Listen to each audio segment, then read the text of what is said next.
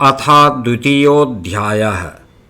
दूसरा अध्याय भगवत कथा और भगवत भक्ति का माहात्म्य।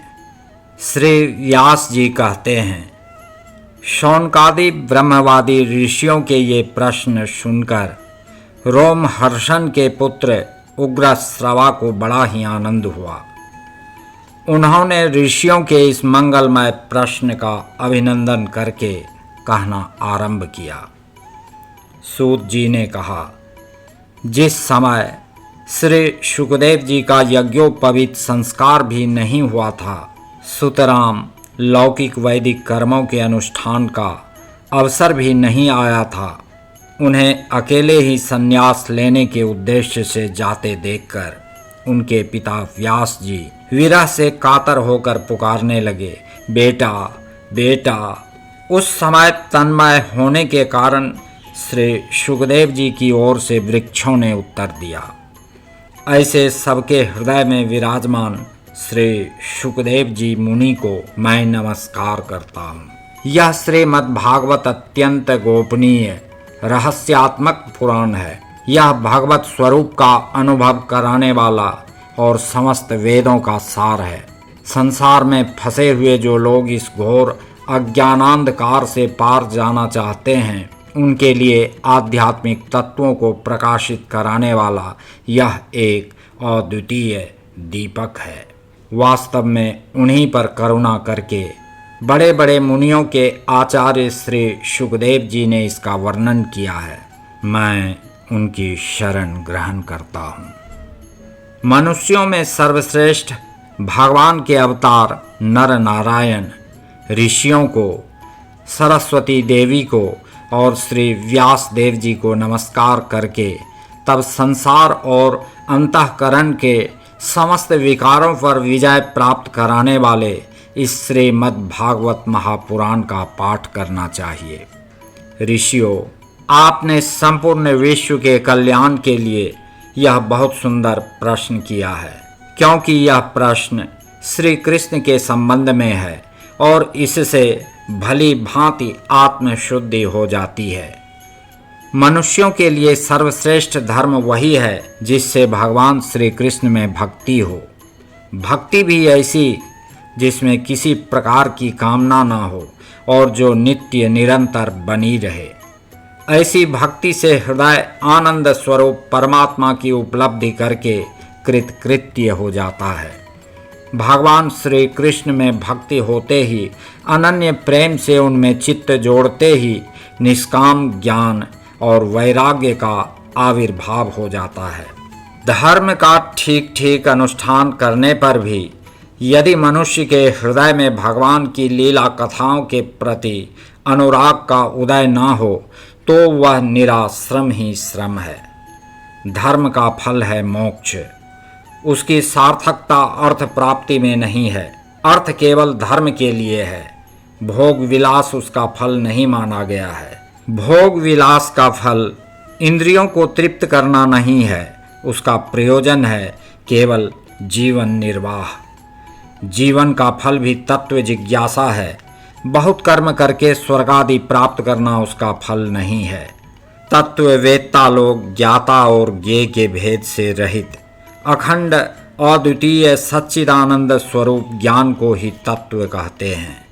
उसी को कोई ब्रह्म, कोई परमात्मा और कोई भगवान के नाम से पुकारते हैं। श्रद्धालु मुनिजन भागवत श्रवण से प्राप्त ज्ञान वैराग्य युक्त भक्ति से अपने हृदय में उस परम तत्व रूप परमात्मा का अनुभव करते हैं। शौनकादि ऋषियों, यही कारण है कि अपने अपने वर्ण तथा आश्रम के अनुसार मनुष्य जो धर्म का अनुष्ठान करते हैं, उसकी पूर्ण सिद्धि इसी में है कि भगवान प्रसन्न हों। इसलिए एकाग्र मन से भक्त वत्सल भगवान का ही नित्य निरंतर श्रवण, कीर्तन, ध्यान और आराधन करना चाहिए। कर्मों की गांठ बड़ी कड़ी है। विचारवान पुरुष भगवान के चिंतन की तलवार से उस गांठ को काट डालते हैं। तब भला ऐसा कौन मनुष्य होगा जो भगवान की लीला कथा में प्रेम ना करे। शौनकादि ऋषियों, पवित्र तीर्थों का सेवन करने से महत सेवा, तदनंतर श्रवण की इच्छा, फिर श्रद्धा, तत्पश्चात भगवान कथा में रुचि होती है। भगवान श्री कृष्ण के यश का श्रवण और कीर्तन दोनों पवित्र करने वाले हैं। वे अपनी कथा सुनने वालों के हृदय में आकर स्थित हो जाते हैं और उनकी अशुभ वासनाओं को नष्ट कर देते हैं, क्योंकि वे संतों के नित्य सुहृद हैं। जब श्रीमद् भागवत अथवा भगवत भक्तों के निरंतर सेवन से अशुभ वासनाएं नष्ट हो जाती हैं, तब पवित्र कीर्ति भगवान श्री कृष्ण के प्रति स्थायी प्रेम की प्राप्ति होती है।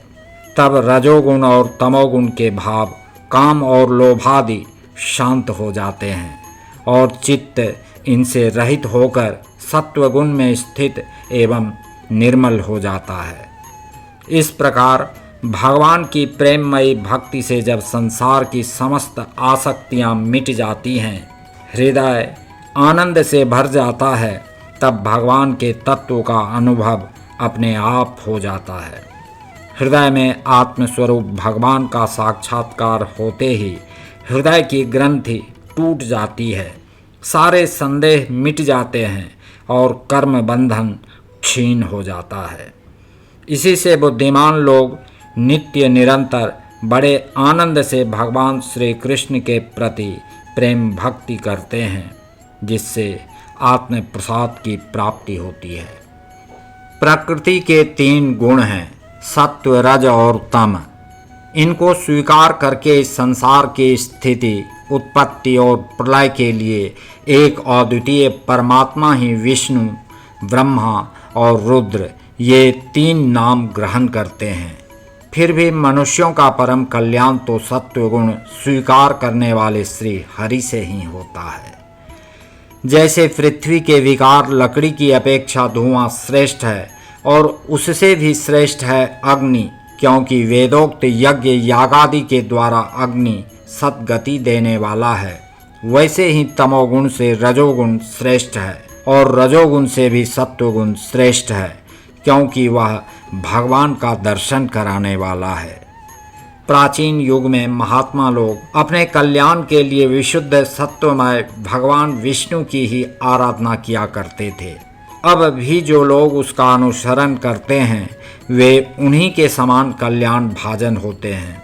जो लोग इस संसार सागर से पार जाना चाहते हैं, वे यद्यपि किसी की निंदा तो नहीं करते, न किसी में दोष ही देखते हैं, फिर भी घोर रूप वाले तमोगुणी, रजोगुणी, भैरवादी भूत पतियों की उपासना न करके सत्वगुणी विष्णु भगवान और उनके अंश कला स्वरूपों का ही भजन करते हैं। परंतु जिसका स्वभाव रजोगुणी अथवा तमोगुणी है, वे धन, ऐश्वर्य और संतान की कामना से भूत, पितर और प्रजापतियों की उपासना करते हैं, क्योंकि इन लोगों का स्वभाव उन भूतादि से मिलता जुलता होता है।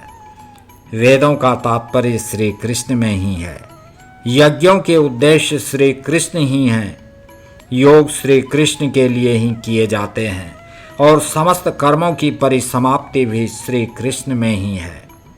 ज्ञान से ब्रह्म स्वरूप श्री कृष्ण की ही प्राप्ति होती है। तपस्या श्री कृष्ण की प्रसन्नता के लिए ही की जाती है। श्री कृष्ण के लिए ही धर्मों का अनुष्ठान होता है और सब गतियाँ श्री कृष्ण में ही समा जाती हैं। यद्यपि भगवान श्री कृष्ण प्रकृति और उसके गुणों से अतीत हैं, फिर भी अपनी गुणमयी माया से, जो प्रपंच की दृष्टि से है और तत्व की दृष्टि से नहीं है, उन्होंने ही सर्ग के आदि में इस संसार की रचना की थी। ये सत्व, रज और तम तीनों गुण उसी माया के विलास हैं। इनके भीतर रहकर भगवान इनसे युक्त सरीखे मालूम पड़ते हैं। वास्तव में तो वे परिपूर्ण विज्ञानानंद घन हैं। अग्नि तो वस्तुतः एक ही है, परंतु जब वह अनेक प्रकार की लकड़ियों में प्रकट होती है, तब अनेक सी मालूम पड़ती है। वैसे ही सबके आत्मरूप भगवान तो एक ही हैं, परंतु प्राणियों की अनेकता से अनेक जैसे जान पड़ते हैं। भगवान ही सूक्ष्म भूत, तन्मात्रा, इंद्रिय तथा अंतःकरण आदि गुणों के विकार भूत भावों के द्वारा नाना प्रकार की योनियों का निर्माण करते हैं और उनमें भिन्न भिन्न जीवों के रूप में प्रवेश करके उन योनियों के अनुरूप विषयों का उपभोग करते कराते हैं। वे ही संपूर्ण लोकों की रचना करते हैं और देवता, पशु, पक्षी, मनुष्य आदि योनियों में लीला अवतार ग्रहण करके सत्वगुण के द्वारा जीवों का पालन पोषण करते हैं।